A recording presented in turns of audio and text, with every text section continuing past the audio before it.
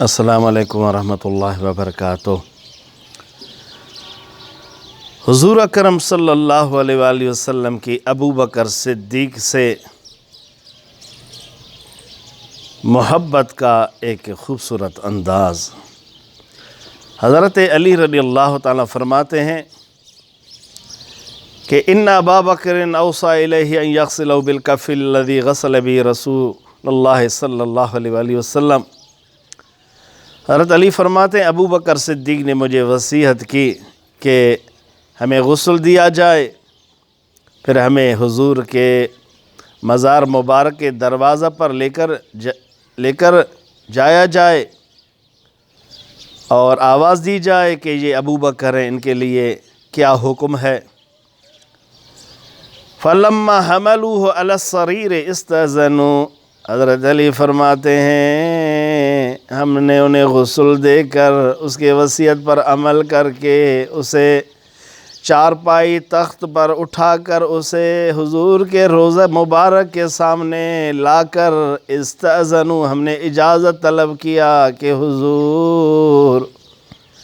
قال علی فقلت، علی فرماتے ہیں فقلت، میں نے عرض کیا یا رسول اللہ ھذا ابو بکر یستأذن، یہ ابو بکر موجود ہے، تیرا غلام موجود ہے، ہر وقت موجود ہے، تیرے ساتھ ہے، سفر میں حضر میں، یستأذن، یہ اجازت لے رہا ہے کہ میں حضور کے ساتھ رہوں،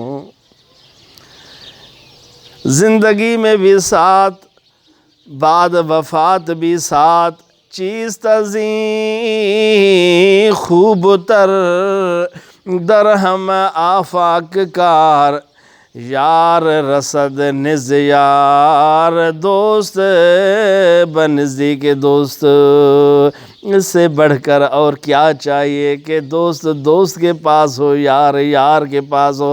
ھذا ابو بکر، یہ ابو بکر علی پر قربان، ان کا عرض کا انداز دیکھیں، حضور یہ ابو بکر آپ سن رہے ہیں، اجازت طلب کر رہا ہے کہ مجھے اندر حضور یار کے ساتھ کیا جائے، حضور کے قریب کیا جائے۔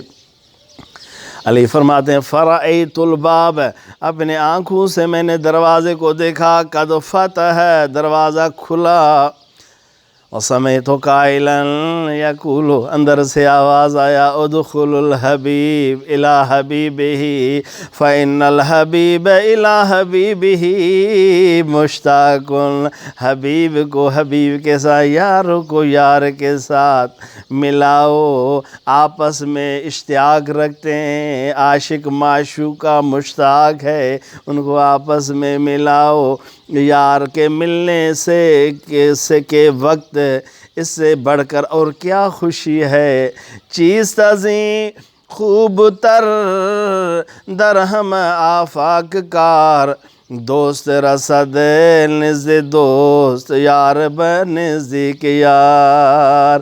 اس میں حدیث میں میرے حضور عاشق بن رہے ہیں، ابو بکر صدیق معشوق۔ ایک بزرگ فرماتے ہیں ہر کے ادھر عشق صادق آمدستے، برسرش معشوق عاشق آمدستے، جو اپنے عشق میں سچا ہوتا ہے تو معشوق ایک دن اس پر عاشق ہو جاتا ہے۔ واہ ابو بکر صدیق تیرے شان پر قربان، جو حضور آپ سے اتنی محبت رکھتے ہیں کہ ظاہری پردہ پوشی کے بعد، دنیا سے ظاہری جسم کا جاننے کے بعد بھی خوبصورت محبت کا انداز کے دروازہ تیرے لیے کھولتے ہیں، کیونکہ انہوں نے آپ کے لیے ہر وقت خوشی و غم میں دروازہ کھول کے رکھا۔ ابھی جو آخرت کا سفر ہے اس کے لیے بھی آپ کا دروازہ آپ کے لیے کھول رہے ہیں۔ اے انسان، آپ بھی ابو بکر صدیق کے محبت کے لیے اپنا سینوں کے دروازے، دل کے دروازے کھول دے، جیسے حضور انہیں جگہ دیتے ہیں، آپ بھی اپنے سینے میں ابو بکر صدیق کو جگہ دے۔ اس حدیث کے راوی حضرت علی ہیں۔